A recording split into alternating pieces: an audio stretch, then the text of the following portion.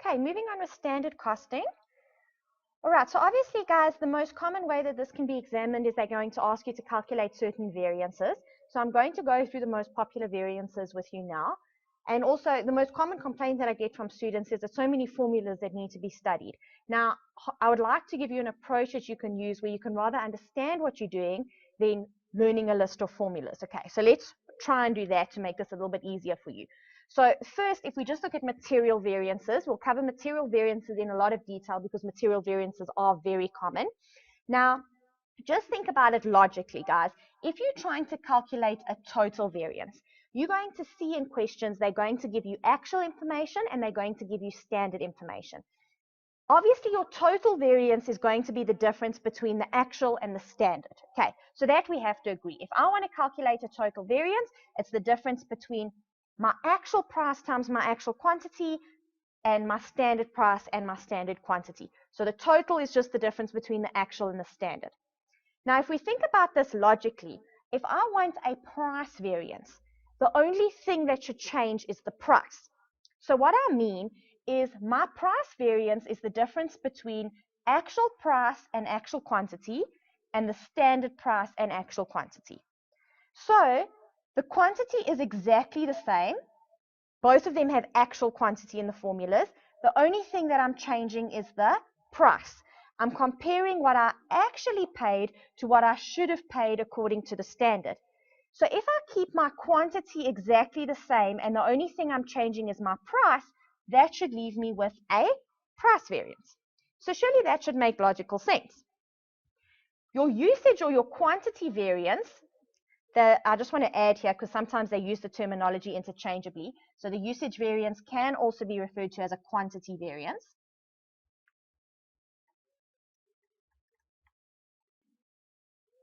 So for the usage or the quantity variance, my price is going to stay exactly the same. So in both cases, you can see the price is the standard price. And what I'm doing is I'm comparing the actual quantity to the standard quantity.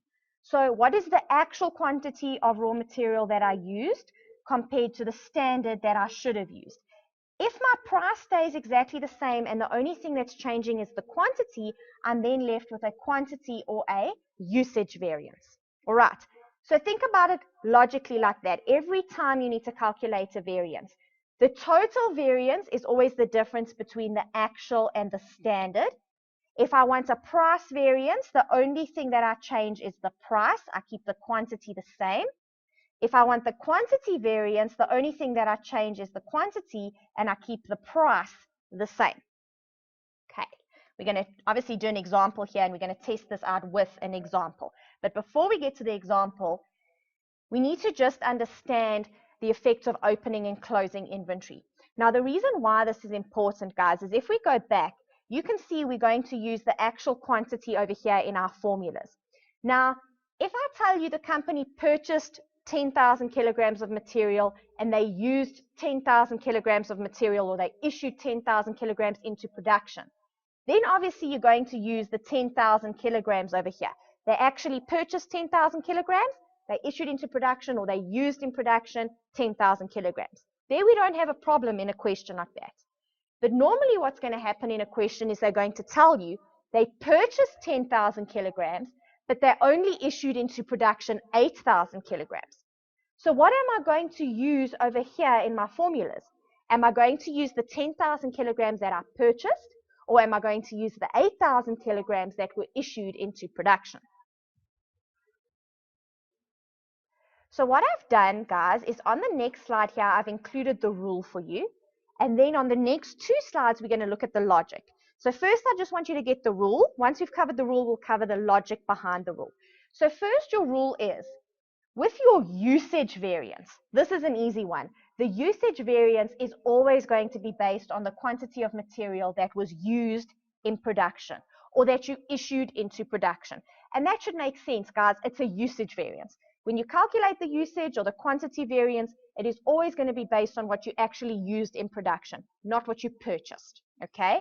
However, the price variance can be based on either. Sometimes the price variance is based on the quantity purchased, and other times it is based on the quantity that is used in production. And that just depends on what they tell you in the question. If they tell you in the question that they value their inventory at standard cost, then you are going to use the quantity purchased. If they tell you that inventory is valued at actual cost, so meaning inventory is either valued using the first in, first out or the weighted average method, then we are going to use the quantity that was issued or used in production. Okay, so it's the price variance that you need to be careful of, because the price variance could be based on quantity purchased or the quantity used in production. The usage variance is always going to be based on the quantity used in production. Let's look at the logic behind the rule. Okay, so this is our rule. Now we're going to cover the logic behind the rule. So on the next two slides, I've got the journal entries, and the logic is going to come directly from your journal entries. I told you on the previous slide with the rule, if inventory is valued at standard cost, our price variance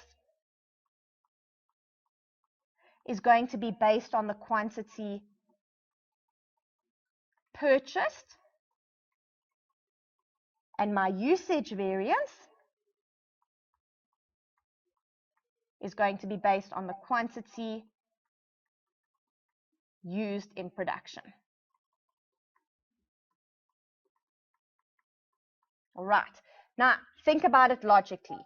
Look at your journal entries when you buy raw material. When you buy raw material, you're going to debit material and you are going to credit accounts payable. That's your normal journal entry when we buy inventory. Debit material, credit accounts payable. Now, what you credit accounts payable with, guys, is always going to be the actual amount, because this is going to be the amount that's on the creditor's invoice. And I want you to think about it logically. The creditor does not care how you value your inventory. The creditor doesn't care if you use the weighted average method, the first in, first out method, the standard costing method. They don't care how you value your inventory. The creditor wants you to pay you what they invoice you. So what you owe the creditor is always going to be the actual price times the actual quantity purchased. That never changes. Okay, logically that never changes. Okay, you must be able to understand that. Then, in this question, we specifically told that when they record their inventory in the accounting records, they record it at standard cost, which means I can't debit material with the actual price times the actual quantity. When I debit material, it's with the standard price times the actual quantity. Okay? So you guys can see the credit is going to accounts payable with the actual amount, but when I recognize the inventory in my accounting records, that's at standard, because this company records their inventory at standard. You can see the quantity doesn't change. The only thing I'm changing is the price. I'm comparing the actual price to the standard price. So the difference between these two is going to leave me with my price variance. Okay. So if you think about it logically, you can see this price variance is going to be based on the quantity purchased from my rule above. Price variance based on quantity purchased. All right. And obviously, guys, if it's a debit variance over here, it's going to be an unfavorable variance because it's a debit to profit and loss. And if it's a credit, it's going to be a favorable variance. All right. But this is always just going to be your balancing figure. Then what happens, so that's when they buy the inventory. Then what the company does is they issue the inventory into production. So they take it out of the storeroom and they issue it into production. Now you know what your journal entry is for that. If we take it out of the storeroom, we take it out of material and we take it to work in process. And then remember, it's going to sit in work in process while we're manufacturing. And as soon as it's complete, we're going to transfer it from work in process to finished goods. That's the flow. It goes raw materials, work in process, finished goods. So now we're going to issue it into production. So we take it out of material at the standard price and we issue it into production. And what's very important, guys, what goes to work in process is always the standard price times the standard quantity. And now you can see over here, my price is staying exactly the same. The only thing that's changing is my quantity. I'm comparing the actual quantity to the standard quantity, which means I'm left with a quantity or a usage variance. So my balancing figure over here is my usage variance. And obviously the usage variance is going to be based on the quantity that was used or issued into production. All right. Again, if it's a debit, it's going to be an unfavorable variance. If it's a credit, it's going to be a favorable variance. Let's see what happens if they record their inventory at actual cost. Now again, let's look at what I told you in terms of the rule. So with the rule I said to you, if they record their inventory at actual cost, my price variance is going to be based on the quantity used in production, and my usage variance is always based on the quantity used in production. Okay, let's look at the logic behind it. So that was the rule. Let's cover the logic. This is now if the company records their inventory at actual cost. So when we buy inventory, we are going to debit material and we are going to credit accounts payable. We always credit accounts payable with the actual amount that's sitting on the invoice from the creditor.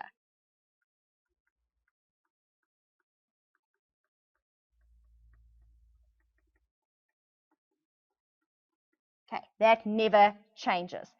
Now, however, we're told that they record their inventory at actual.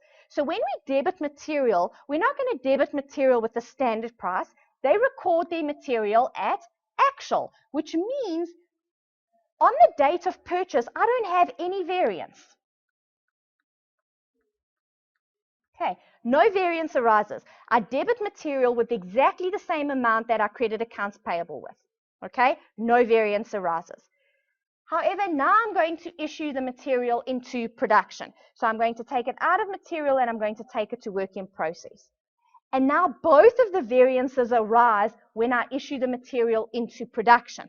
Now I'm going to have my price variance and my usage variance over here.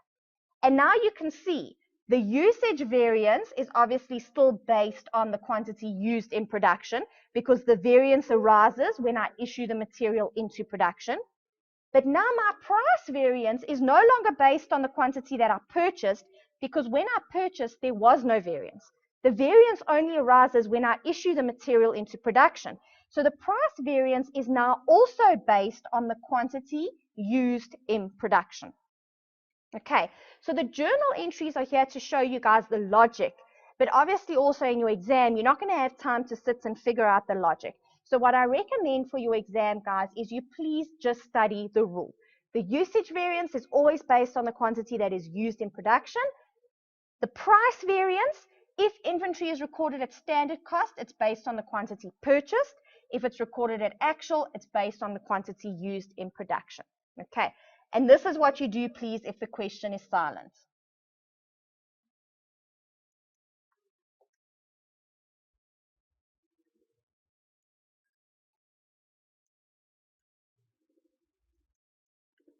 Okay, so if the question is silent, use the quantity or assume that inventory is valued at standard cost and use the quantity purchased in your price variance. Okay, you'll see often in questions they don't actually tell you. So if they don't tell you, please use the quantity purchased in your price variance.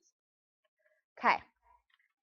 Now what we're going to do is I gave you all of the formulas. I told you which quantities you're going to use. Let's now apply this to an example. So in this example, we've been given Merlin Limited consists of different divisions. The divisions report on 13 4-weekly accounting periods each, and they use standard costing where possible. Division A has a factory that produces one product only, and the following data has been taken from the standard cost sheet and the budget. Okay, so this is all of our standard information. They only make one product. So in order to make this product, they use material A and material B.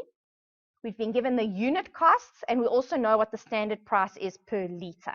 Okay, now as I'm going through the information that's been given to me, I just want to identify what I've got. Guys, this is my standard price. Please note, your standard price is never your unit cost. Your standard price is always the cost per liter or the cost per kilogram, the cost per meter, not the unit cost, okay? The standard price is the cost per whatever you are using in that question, okay, depending on the type of material you're dealing with in the question. But what I also need from my standard information is I need to get my standard quantity. So here I'm going to have to work backwards. If I know what my unit cost is and I know what my cost is per liter, I can work backwards and I can calculate the standard quantity, which is the number of liters per unit. Okay, so if we work backwards, that's going to be 0.294 divided by 21.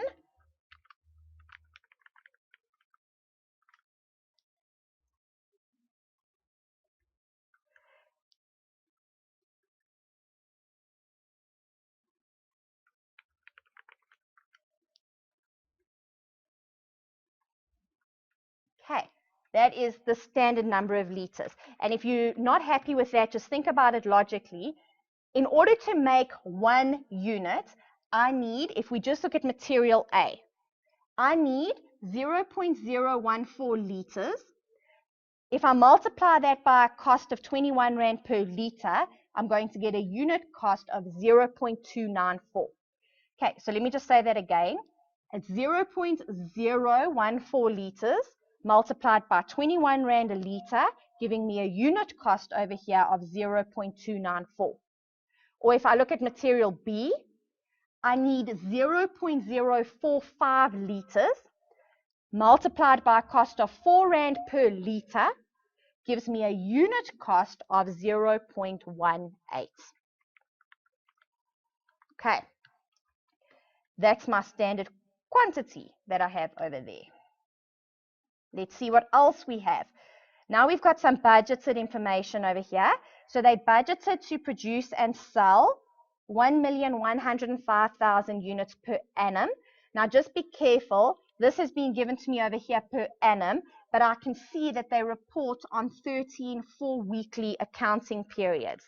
So if we multiply that out, they have 13 4-weekly accounting periods, which gives me 52 weeks in a year, just to make sense of it. So all they've done is they've broken the year down into 13 accounting periods that they're going to report on. Then they tell me over here, and this is extremely important, that material is carried at standard cost and that material A and B can be used interchangeably. Now first, if they tell me material is recorded at standard cost, that means my price variance is going to be based on the quantity purchased from the rule that we just covered. And we know that our usage variance is always based on the quantity used in production. Okay? Then, guys, the fact that they tell me material A and B can be used interchangeably, that means that I can split the usage variance into a mix and a yield variance. Okay, I haven't covered the formulas with that for you yet, so I'm going to leave that for now. First, we're just going to focus on the price variance and the usage variance that I covered with you guys. But then you're going to see I'm going to take that usage variance, and because the products can be used interchangeably, I'm going to split it into a mix and a yield variance. Now, what I mean by they can be used interchangeably, that means the one can be used as a substitute for the other. So it means if I want to, let's say for example, you can see here material A is quite expensive. Material A is 21 Rand a litre, but material B is 4 Rand a litre. If these can be used interchangeably, what the company can do to try and save costs is they can use less of material A because it's so expensive and use more of material B because it's cheaper. You can use the one as a substitute for the other. Guys, if the question is silent, please assume that products can be used interchangeably. Okay, so you can assume this if the question is silent.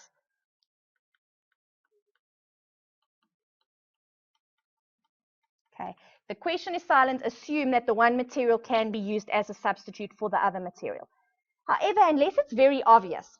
So for example, let's say I give you, we've got a company and they bake rusks. And the ingredients that go into making rusks, they use milk and they use oil. And maybe they say that those two can be used interchangeably. If I want to, I can use a little bit less oil and then I just use more milk. Or I can use less milk and then I just use more oil. The one can be used as a substitute for the other. However, if we've got a company that manufactures cars, and the two materials that go into the cars, we've got indicator or we've got a bumper, let's say. We've got a bumper and we've got the steering wheel.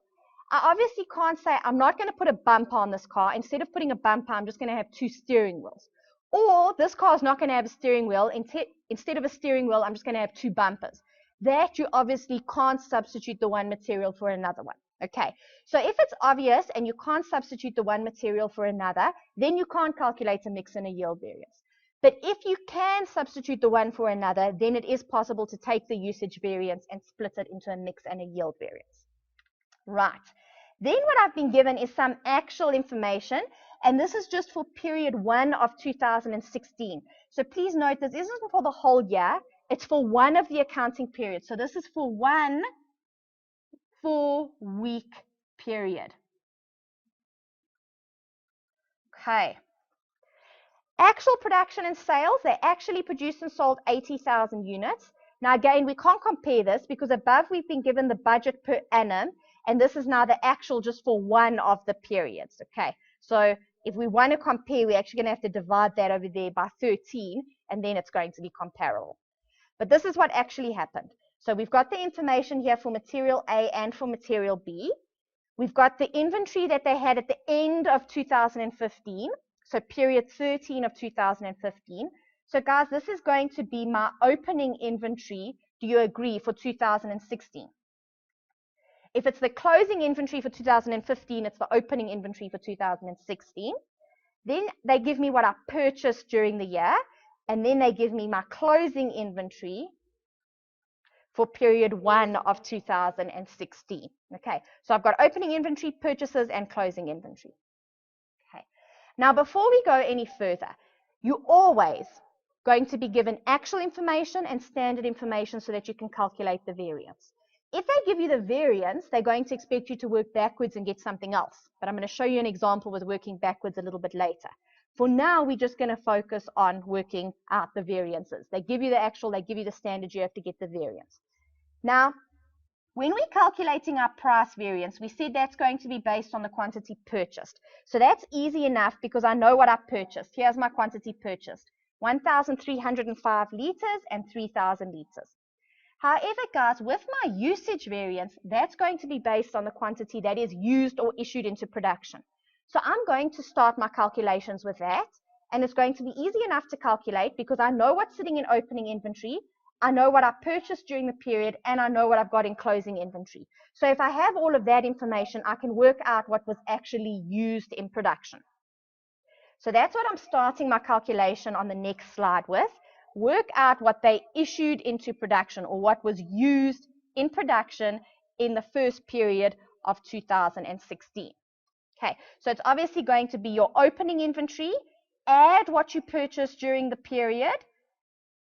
You're going to deduct your closing balance, and that will leave you with what you actually used in production. All right.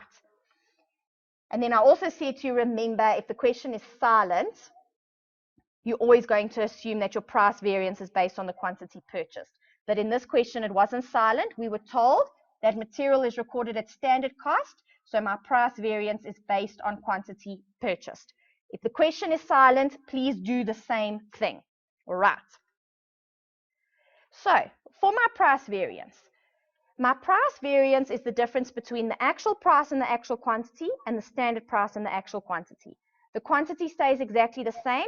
The only thing that changes is the price. I'm looking for a price variance. The quantity is going to be the quantity purchased. So actual price times actual quantity is easily obtainable. I actually paid 19 Rand per litre, and I actually purchased 1,305 litres for material A. For B, I actually paid 4.50 Rand per litre, and I actually purchased 3,000 litres. So that you guys should be happy with. Then I need my standard price, and remember I said to you, your standard price is never your unit cost. Your standard price is the 21 Rand and the 4 Rand per litre. So there's my standard price, and your actual quantity is the actual quantity that we've already used over here. Okay, so all we're comparing, the quantity is the same. If we look at material A, according to the standard, I should pay 21 Rand per litre. I actually pay 19 Rand per litre Because I actually paid less than the standard, I'm obviously sitting with a favorable variance. If we look at material B, according to the standard, I should pay 4 Rand a litre. I actually pay 4 Rand 50 a litre. I'm paying more than the standard, so my variance in this case is going to be adverse. Okay, it's the price variance. We just compare the prices. Okay, so that one shouldn't be too difficult, and most people don't really struggle with that one. On the next page, we're going to calculate then our usage variance. So from the formula sheet that I gave you guys, the usage variance, your price stays the same. It's the standard price. The only thing that changes is the quantity. So I'm comparing the actual quantity to the standard quantity, and I'm going to be left with a quantity or a usage variance. Okay, and in the usage variance, the quantity we use is always what we used in production, not what we purchased. So if I look at my calculation over here, first I'm going to start with my standard price. I know exactly what my standard price is. My standard price was 21 Rand per litre for A and 4 Rand per litre for B. Okay, the price per litre, not the unit cost. The actual quantity is going to be the actual quantities here that were issued into production. Okay, not what was purchased, but was actually issued into production.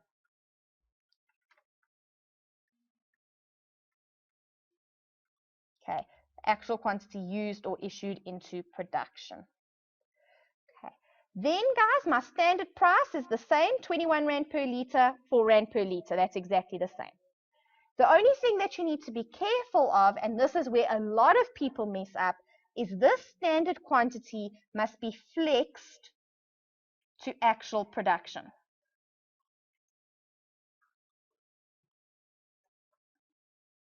Okay, your standard quantity must always be flexed to actual production. So what I mean by that, let's just look at material A for now. First, guys, it's the standard quantity. Remember here we worked out our standard quantity. We worked out how many litres we should use for each unit. For every unit I make, according to the standard, I should use 0.014 litres of material A and 0.045 litres of material B. That is the standard quantity that I should use, okay, to make 1 unit. This is my standard quantity per unit. So what I'm going to do is I'm going to take this standard quantity and I'm going to flex it to actual production, which means I need to multiply it by the number of units that are actually produced. I actually ended up producing 80,000 units during the period. So this is what we do. I'll show you the logic of the calculation now also. So we work out, so I already did that calculation with you guys, where we worked out the standard quantity. So the standard quantity for material A, we should use 0.014 litres to make each unit. Therefore, if I actually make 80,000 units, I should have used 1,120 litres. Okay, so this is what I'm saying here.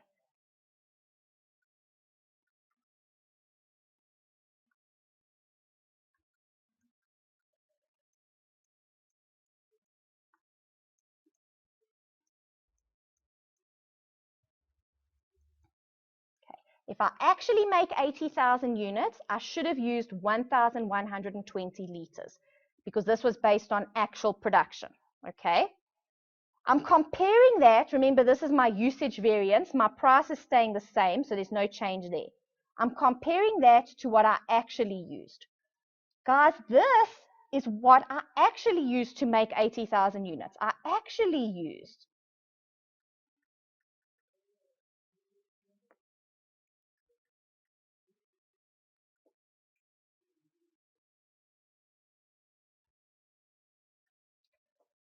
and this is where flexible budgeting comes in, is you need to be consistent. You need to say, what did I use to make 80,000 units? If I actually made 80,000 units, I actually used 1,105 litres. In order to make 80,000 units, I should have used 1,120 litres. So if I actually use less than what I should have, my variance over here is going to be favorable. But what you need to remember with flexible budgeting is you always need to flex to actual production. You can't, it makes no sense to do something like this. I can't say this is what I actually used to actually make 80,000 units, and then this is what I should have used to maybe make the budgeted quantity of 70,000 units. That makes no sense. You need to be consistent. So you need to say, what I should use, this is what I should have used in order to actually make 80,000 units. This is what I did use in order to make 80,000 units. I actually used less, so my variance here is going to be favorable. Let's do the same thing for material B. So for material B, we already worked out the standard quantity for 1 unit. In order to make 1 unit, according to the standard, I should use 0.045 liters. Therefore, if I actually make 80,000 units, I should have used 3,600 liters.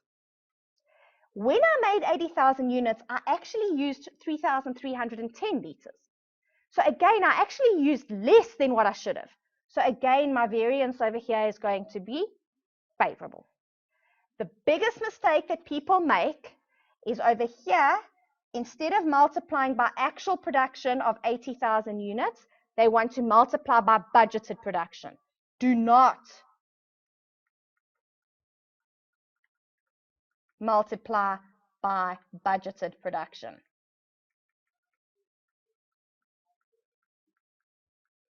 Okay, it must always be flexed to actual production. So you can see just below I say the principles of flexible budgeting apply. The standard quantity must always be based on actual production and not budgeted production. Okay. Then what we're going to do is I said to you guys, your material A and material B can be used interchangeably. So because material A and B can be used interchangeably, it's possible to take that usage variance and split it into a mix and a yield variance. But what I want you to understand, we've already calculated the usage variance, which means I've already calculated that and that. Remember, the usage variance was where my price stayed the same. It was the standard price. I compared the actual quantity to the standard quantity. That gave me my usage variance. So I've already got those two things. There's only one new calculation. And this is my one new calculation. Now it looks the same because this is standard price times actual quantity above, and this is also standard price times actual quantity. The only difference between the two is this is in the actual mix and this is in the standard mix. Okay. So we are going to do it for this example. Before I wrap up with this, I'm going to show you the easiest way to do this. But for now, please just follow the formulas, okay? So for now, if I want the mix variance is standard price times actual quantity, standard price times actual quantity. The only difference between the two is the mix. And that should make a lot of sense, guys, because this is a mix variance. So these are identical. This is the actual mix. This is the standard mix. If that's the only thing that changes, it leaves me with a mix variance. Okay. So that's what we are going to look at over here for our mix variance. So for the mix variance, guys, please note this variance is going to start, or we've already calculated this, sorry. We already worked out standard price times actual quantity in the actual mix. If you go back, here's my standard price times my actual quantity, okay? My standard price for material A was 21 Rand. I actually used 1,105 liters. For material B, the standard price was 4 Rand. I actually used 3,310 liters, okay? So please note that's where that comes from. We've already done that. Like I said to you, we've already done this part of the calculation. However, we have not. This was the one new thing I was talking about. Now, the price doesn't change. It's still the standard price. So it's still 21 Rand per liter and 4 Rand per liter. That doesn't change. But now what we need to do is this was the actual quantity in the actual mix. We now need to take that actual quantity and we need to put it into the standard mix. So that's what I'm doing in my calculation below over here. Put your actual quantity in the standard mix. So what you do first, guys, is work out what your total actual quantity is. So my actual quantity for A is 1,105 liters. My actual quantity for B is 3,310 liters.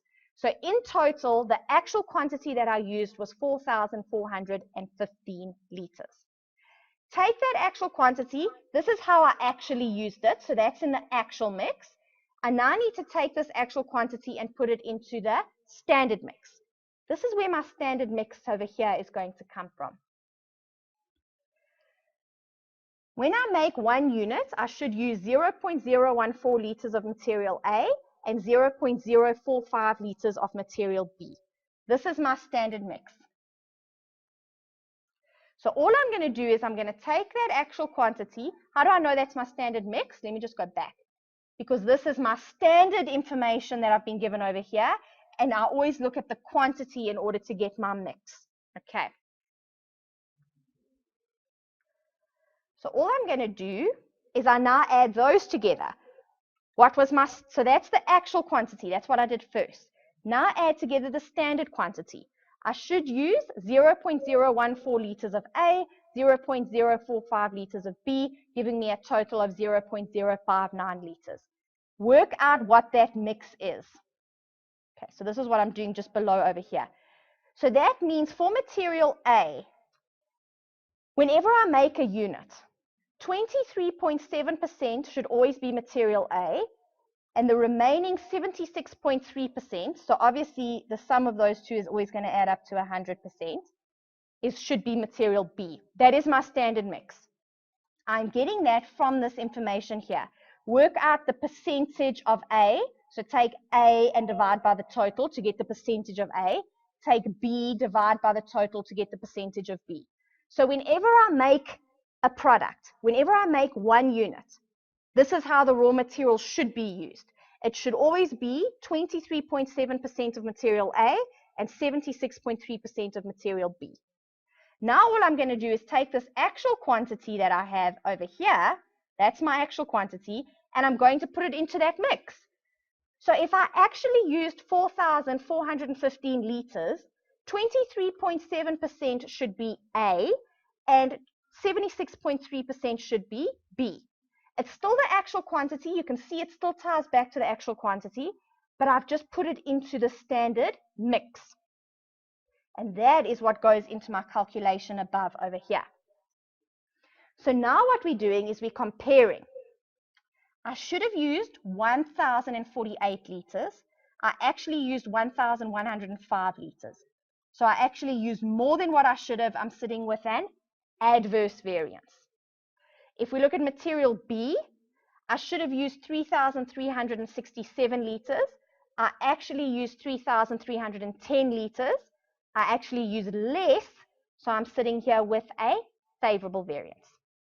Now, guys, with your mixed variance, one is always going to be favorable and the other one is always going to be unfavorable, because the sum of these two is always going to add up to 4,415, and the sum of those two still adds up to 4,415. All this means with the mixed variance is I'm comparing. Over here, I obviously used more material A and I used less of material B. So what happened is I substituted material A for material B. I ended up using more of the more expensive material, less of the cheaper material, and that's why overall my variance is adverse. I used more of material A, so that's adverse. I used less of material B. So what I actually did is I substituted A for B. And because A is more expensive than B, overall I'm sitting with an adverse variance. Okay, I hope that makes sense. That is your mixed variance. Standard price stays exactly the same. Compare the actual quantity to the actual quantity in the standard mix. Okay, now guys, the yield variance. So now I said to you, if we go back, we had already calculated that and that because we had already worked out the usage variance. I said there was only one new calculation. We've now done this new calculation. This is what we just worked out now. Standard price times actual quantity in the standard mix. The yield variance is the difference between that and this. So guys, this yield variance over here is going to start where your mix variance ended. 21 times 1048 and 4 times 3367. Okay, it starts where the mix variance ended. And this we already calculated in our usage variance. Okay, if you go back to your usage variance, we already took the standard price multiplied by the standard quantity, which remember must always be flexed to actual production.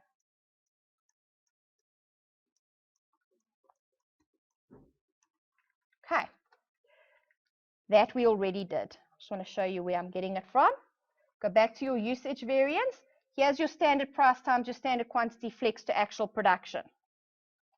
If I just clean this up a bit, you can see what I'm doing. So you can just take that forward. It's that calculation over there. Okay, the standard price per litre, get the standard quantity for 1 unit and multiply it by actual production, flex to actual production. The standard number of litres for 1 unit and flex it to actual production. Then to determine whether this one is favourable or unfavourable, I should have used, if I actually make 80,000 units, I should use 1,120 litres. I actually used 1,048 litres. I used less than what I should have, so my variance is favourable. If I actually make 80,000 units, I should use 3,600 litres. I actually used 3,367 litres, so my variance is favourable. I actually used less than what I should have. All right, and then what's important to note here is if we add our mix and our yield variance together, that must give me the sum of my usage variance. So here's my yield variance, I worked out my mix variance, and that must all tie back to the usage variance that we calculated over here. Right. The material variances are very popular. The material mix and yield variances are very popular. So what I recommend, guys, if they ask you this in your exam, you're always going to calculate the price variance. So obviously you're going to work out the price variance.